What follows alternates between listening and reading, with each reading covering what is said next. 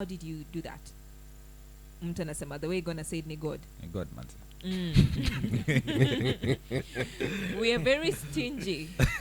We are very stingy. But I will share a story that happened to me. Kindly. Right now I'm ready to share it because it doesn't hurt so much. Okay. It doesn't hurt so much like it did last time. So last week I received a message on my WhatsApp. And this message said, and I got added to a WhatsApp group. And so I'm looking at all the contacts. Most of them are not Kenyan.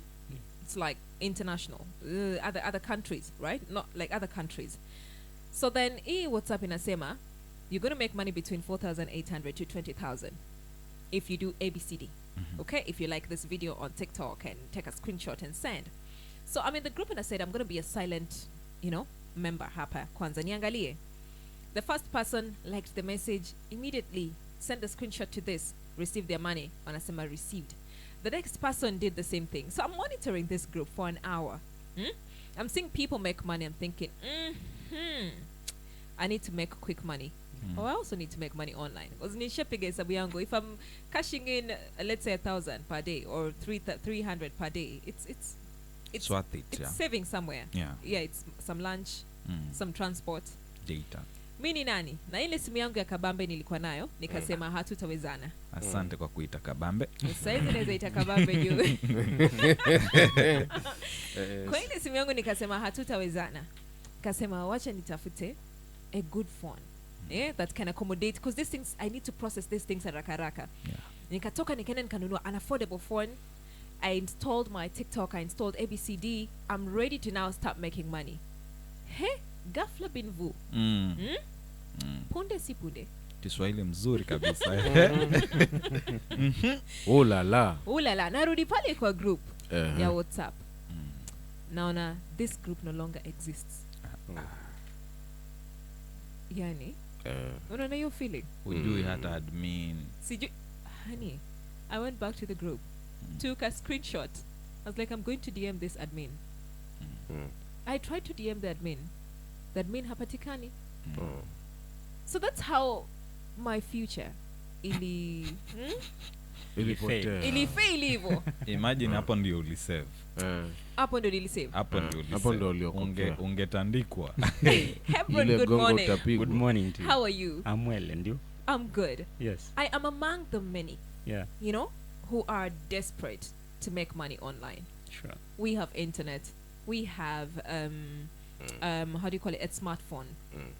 But then we just like, then how do we do it? Because we see people say they're actually making money online. People say through gigs, and mtata kwambia go to this page, register, and somebody goes through that process. Nanishida. So in my scenario, what happened first of all? What happened in my case? And then also, how can we make money online? Yeah. Good morning once more. Thank Good you morning. for having me. Yeah. First of all, I may really not pinpoint what happened in your case, but probably I will have, for me, if I was added into that group, I will have looked at the description first and probably scan through and check who are the main people who are pushing that agenda. Then side chat them. You do what you call due diligence. Yes. Because at times I do tell people when the deal is too good, Think twice. you have to think twice also. I think what happened, and now that you've said it, I'm thinking about it. When I get into a group and then I decide to share the link with Gona, and Gona shares the link with other people. Yeah. So people started joining. It seemed like somebody shared a link, and then those who are not supposed to be part of the group wakaingilia tukaribiwa biashara. Yeah, so I think we'll start by looking at that. Yes. Always at times we'll find ourselves into such groups. Yeah. I've been added into several, and I normally am the person who does a lot of searching before I commit into something. Back in campus, niliwahi oshwa. Oh. Yes. But this was a physical one. And I've never shared it with anyone. Oh, please you do can tell. imagine I was in second year on a hustle. Yeah. And pesa ikaenda hivyo. Ukapigwa. Nilioshwa vizuri. Pigwa boko. You remember, okay, you'll allow me to mention whatever Please. happened. Yes, nataka kusikia. You understand there is something ilikuwa inaitwa GNLD. Ile yenye you sell products, Yes, yes. and then you get paid. Schemes. Yes, that one. So what they used to tell us is you start from low, maybe they call you a team lead, then you move on to a manager, not to a director, executive director, to a CEO. So each step you go has its own package. So for you to move up the ladder very fast, you have to pay some money so that your products can increase. So my paycheck was supposed to be around 150 per day for the lowest rank. So I wanted to move very fast so that I can be earning around 3,000 per day. So I was told in relation to that I need to pay 25,000. Yes, so that I move up very fast. So that you may make 3,000 per day. Yes. So nilipiga mahesabu yangu vizuri, and I said I'll break even before the second week is over. So I gave out that money, but I never saw that guy again. No.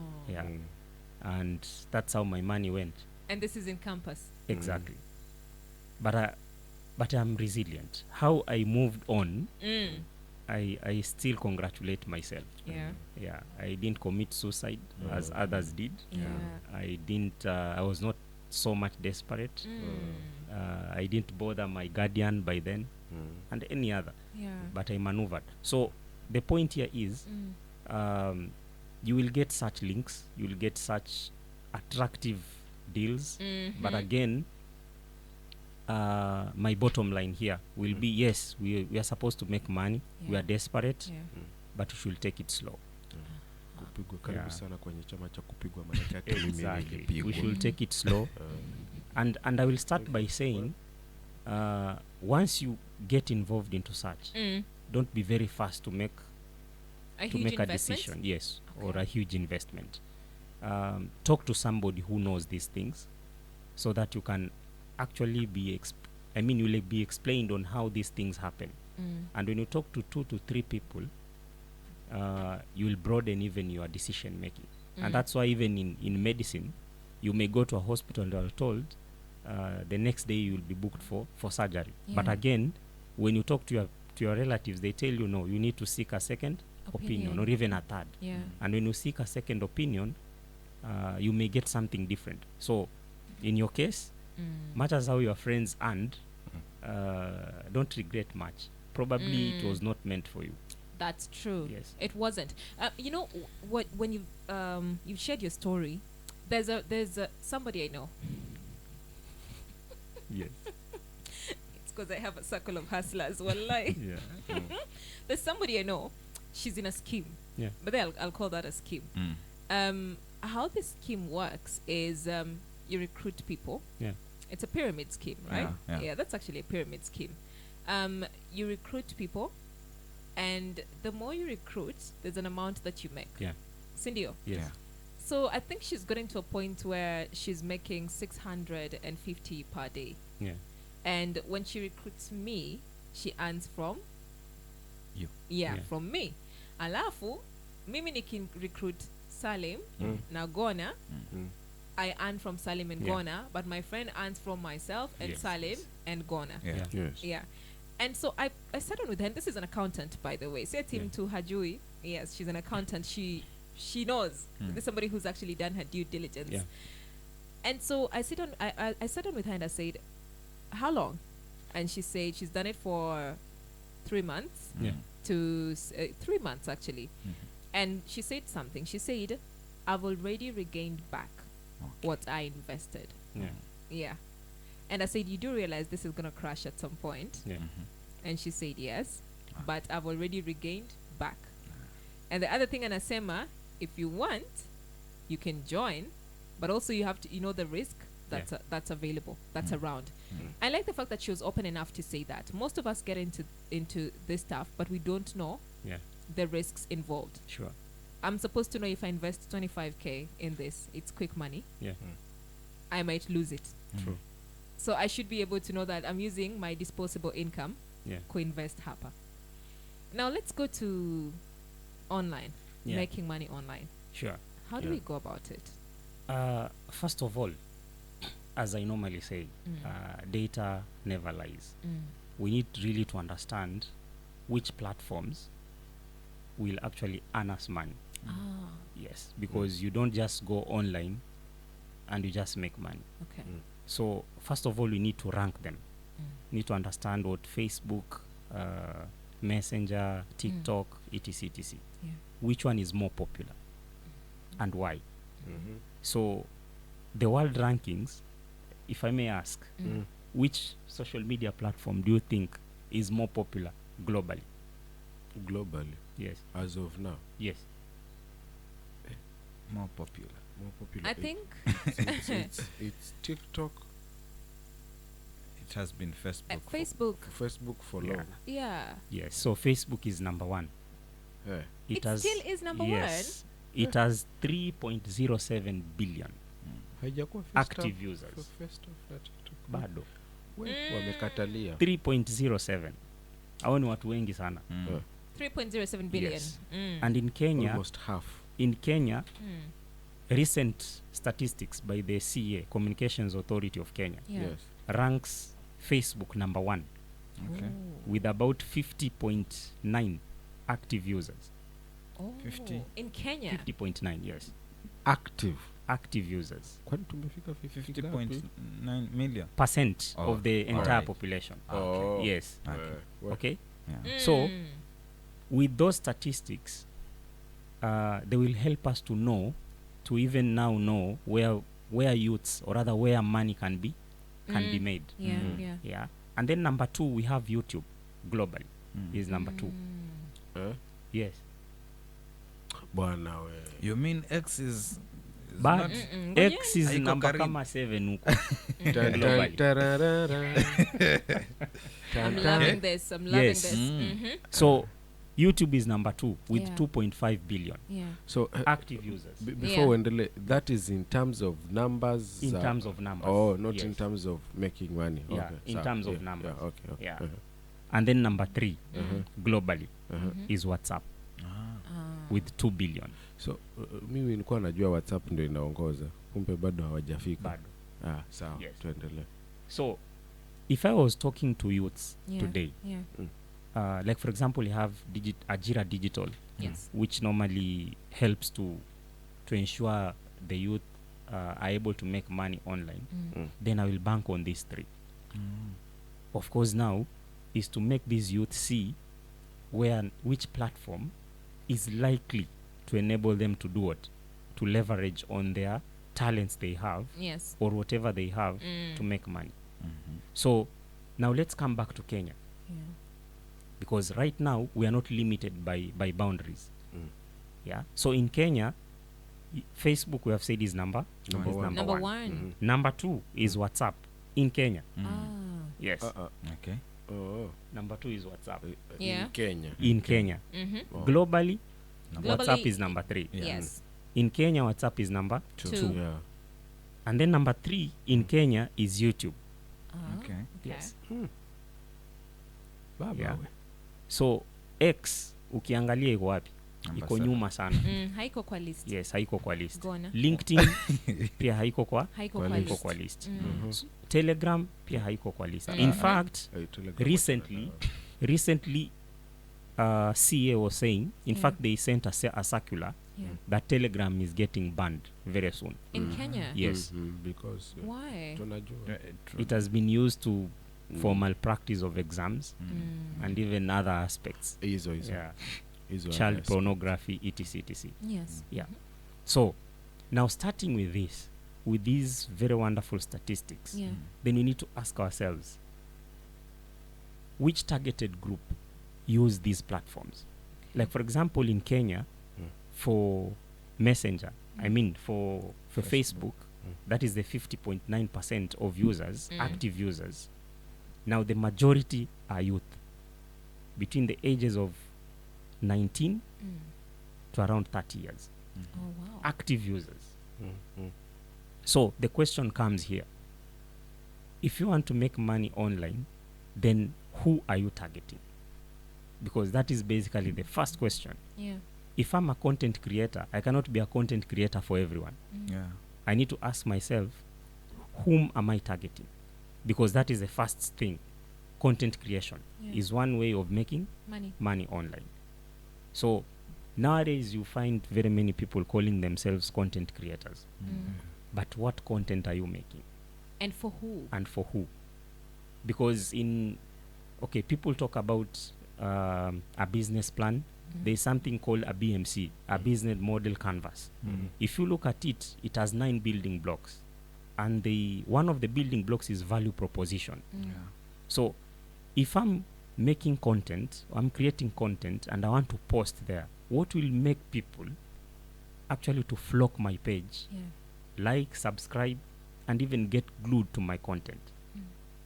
It must have some uniqueness. Okay. What uniqueness? Let's go to Crazy Kena, for example. I wish I had the statistics here. Crazy Kena, 3 years ago, had a very low following. Yeah. On, let's say, Instagram and even on TikTok, the numbers were a bit low. So he perfected his game. Today, he's one of the most active content creators. And look at who he's targeting. It's the youth. Yeah. And he's making a lot of money. Look at Flaco. Now for Flaco, his content is palatable to a wider group of people. Even watu wazima wanaweza angalia yake. Yeah. Because he plays 3 roles and even 4 roles. But for Crazy Kena, yeye yake ni yeye peke yake. Yeah. So look at our content creators. For example, here in Mombasa, what do? They want to make content for everyone. You will never make money if you are like that.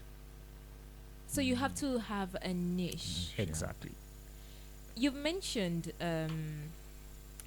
okay, so a lot of questions rising from what you've talked about. Yes. There are people who have numbers. Yeah. Okay? So I might have a huge following on Facebook. Yeah. But I do not know how to leverage Sure. on those numbers. We see it on TikTok, we see it on Instagram. Like, I do have the numbers. Yeah. I've built that, but then I'm not able to make money from it. Yeah. How do I leverage these numbers? Good question. Yeah. Like if you go to YouTube, any video you watch in YouTube, there, of course, at the back end, it is able to show how many people have interacted with your YouTube channel. Yeah. And that's what make you to earn money.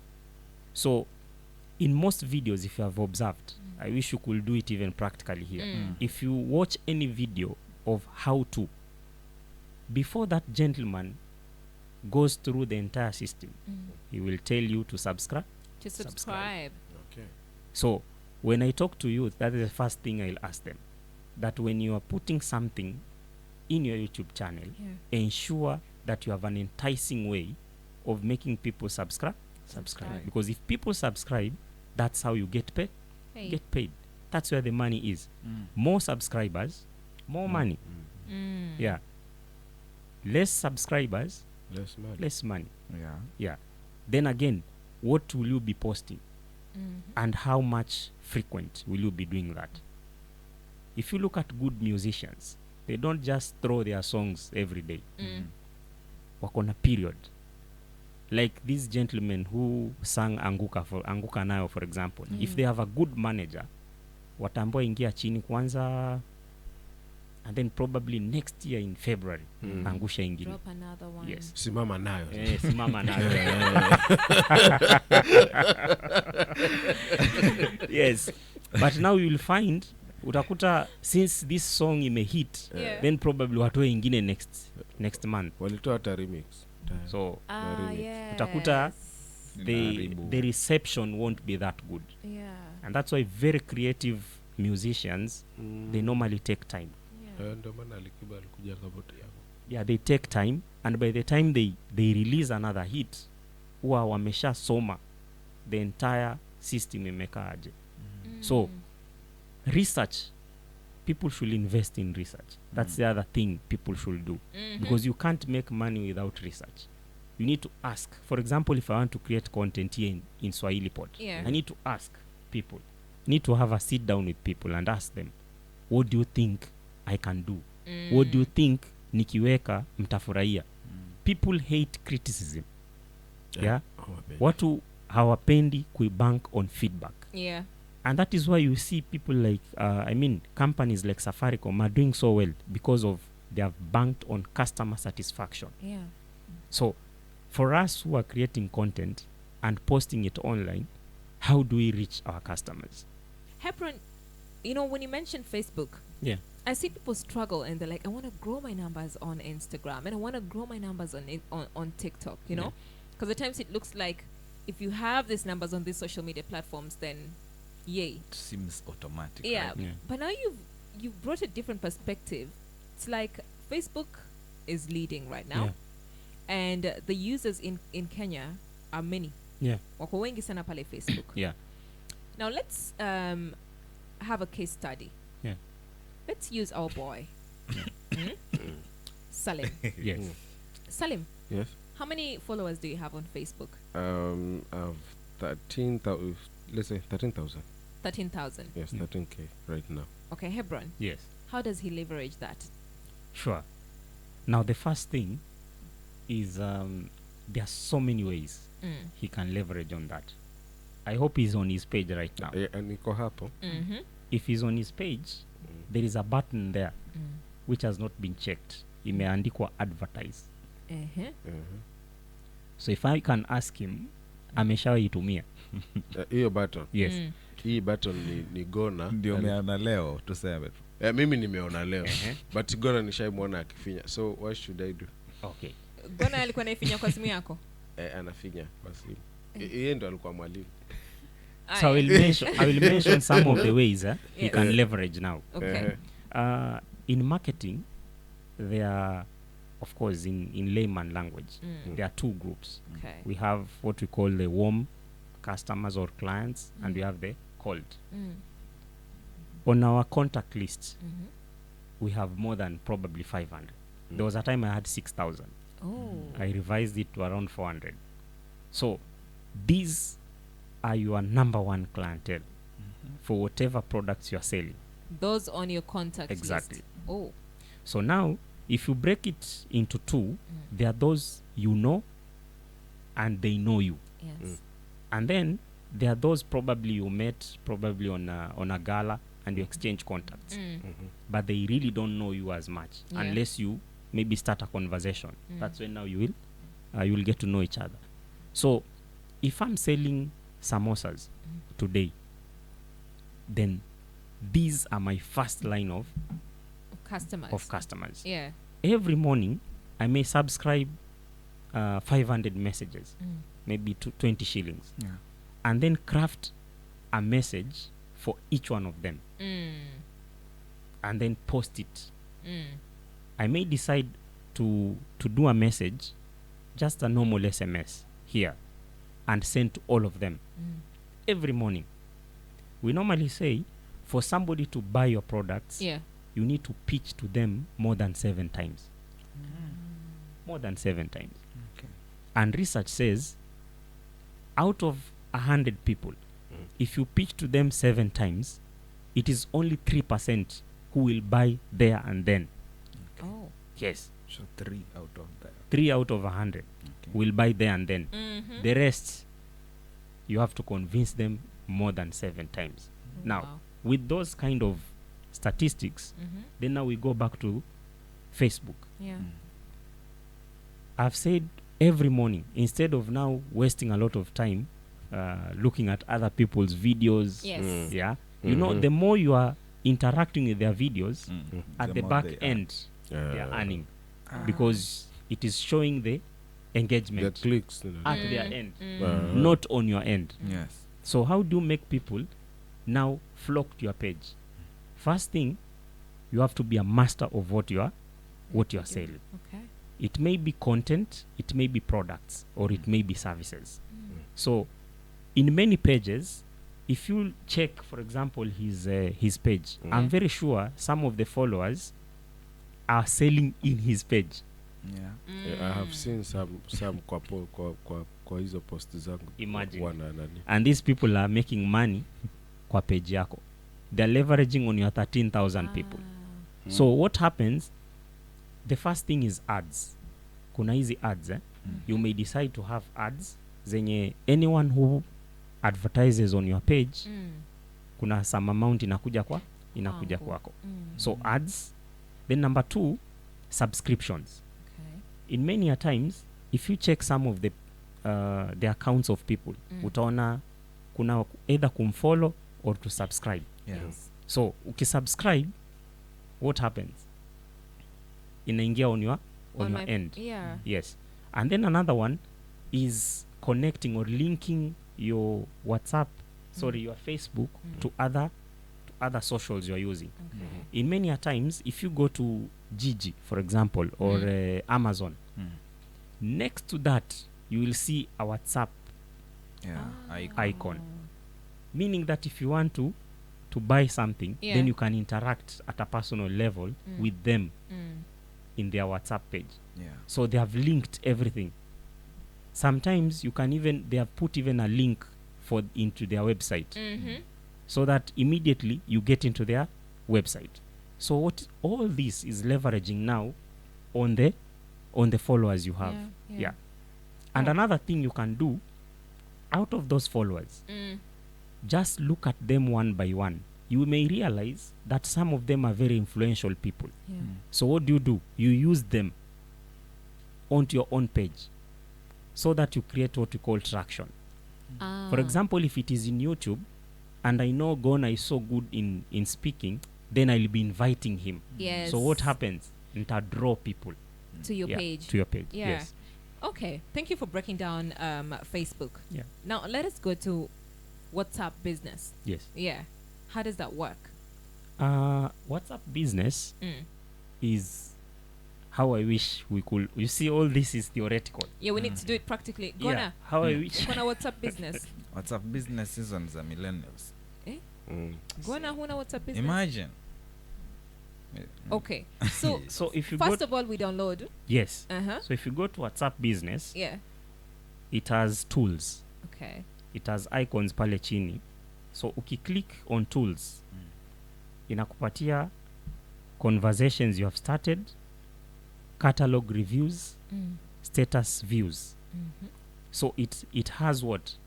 The metrics. It shows you your activity for the last 7 days. Yeah. So it is more organized because it can show you the engagements you are getting.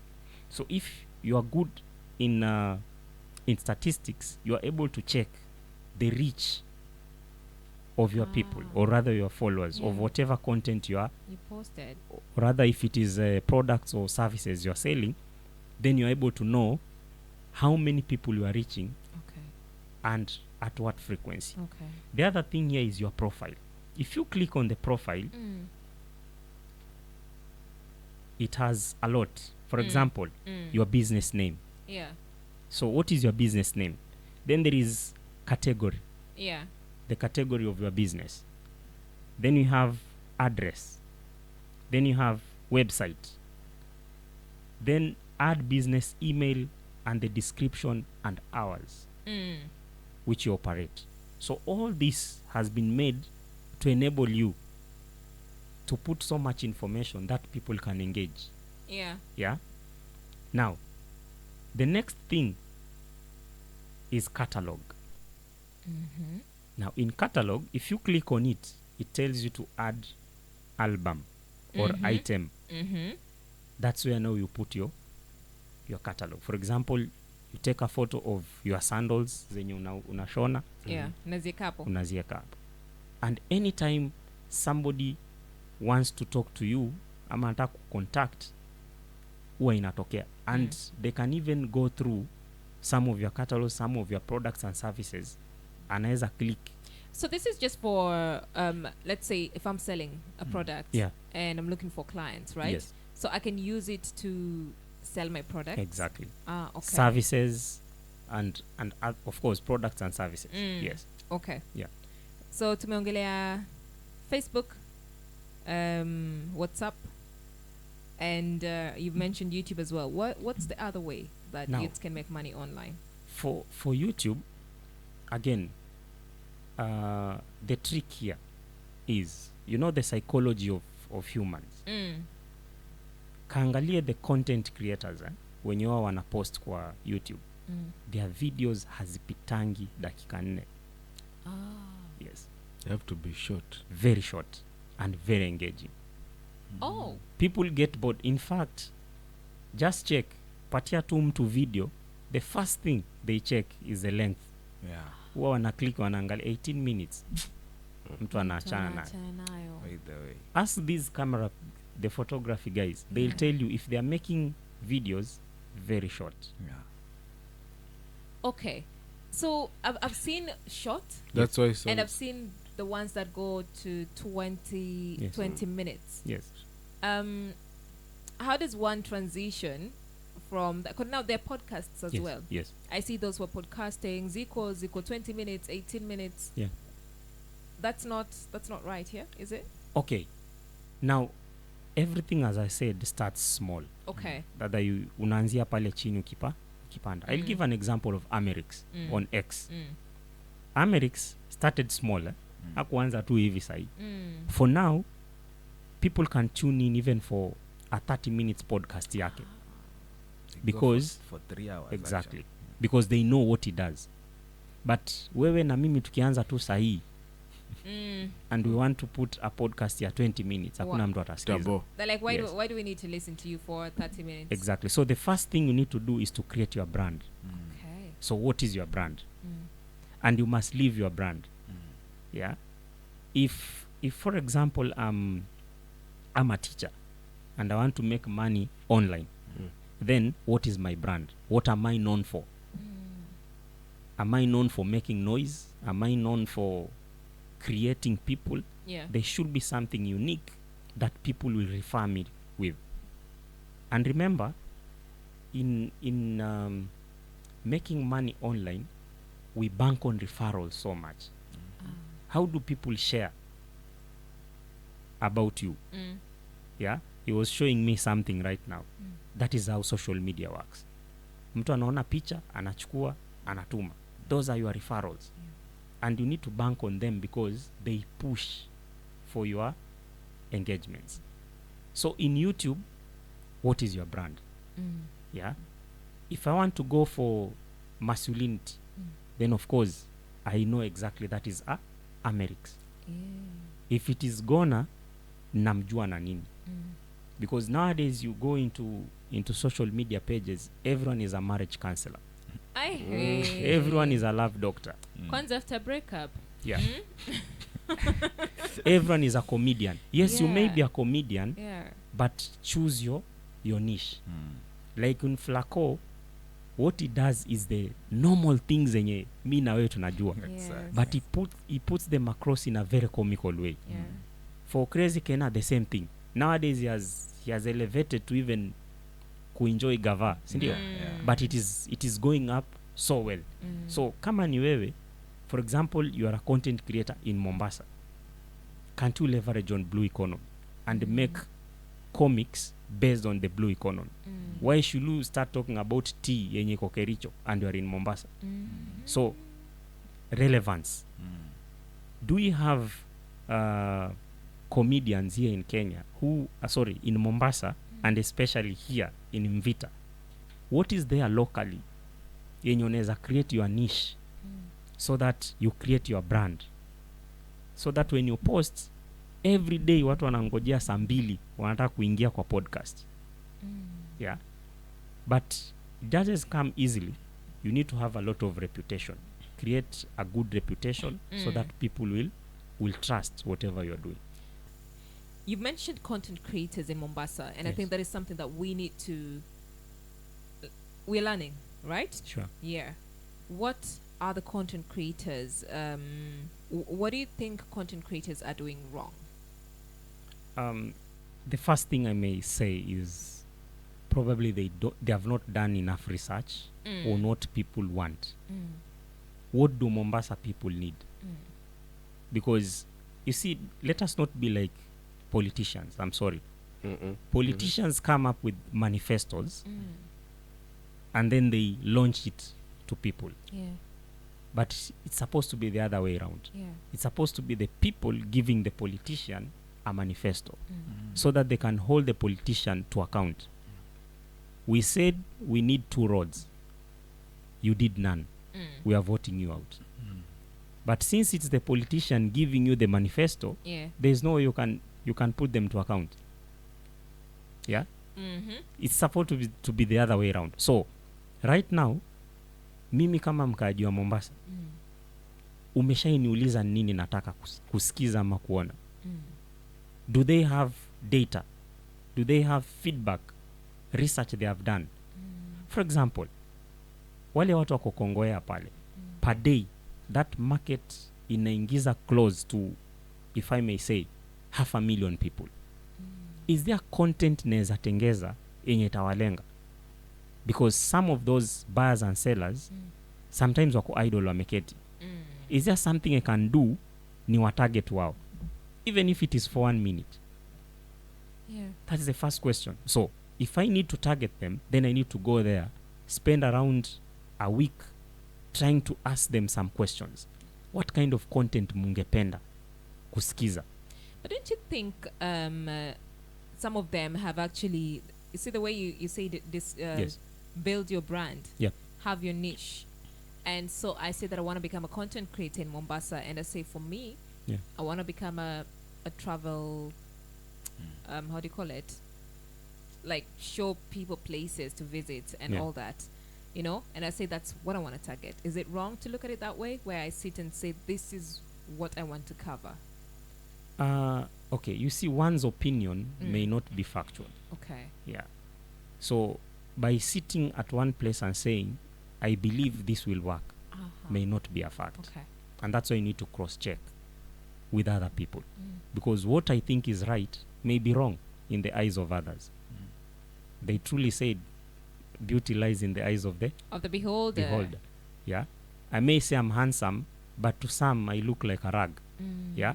So I need to ask people and get tangible evidence and say, yeah, when I make this, I'm making this with the confidence that this will sell. Yeah. And remember, trial and error method is also good. Try program, maybe going to politics, into education, into social life, into criminal, and then having all these samples, then be posting them and see the reaction.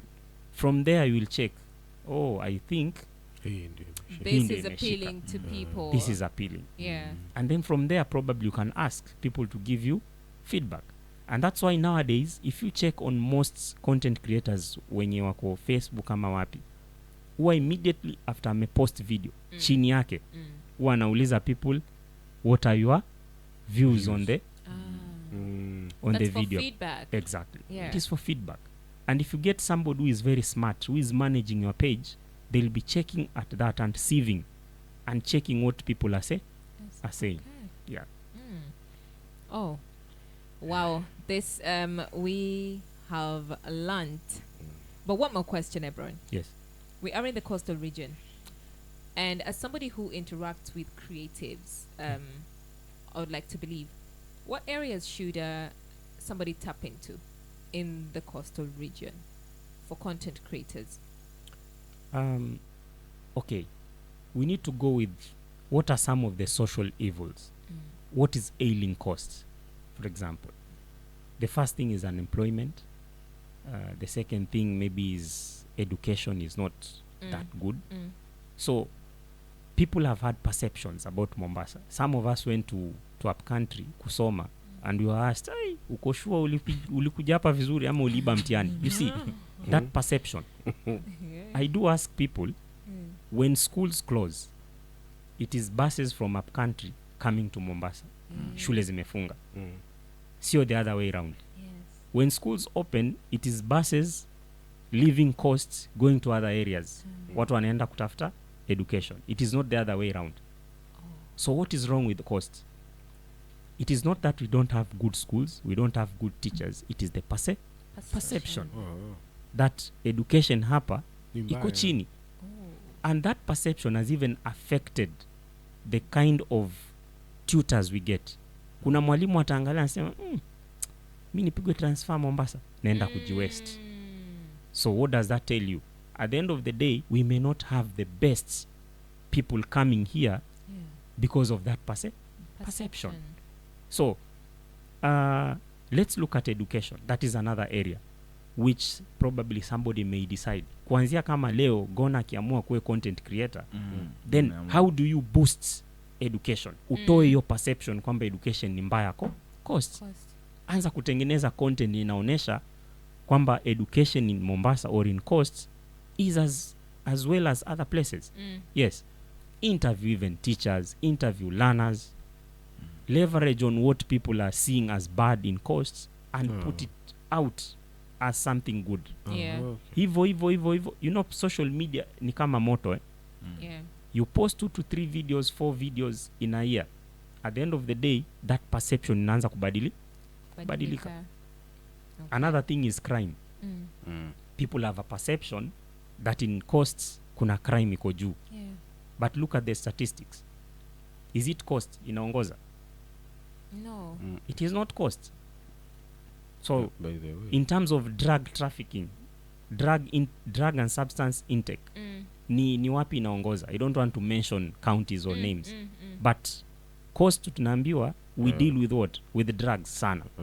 But let's look at Nakada's report.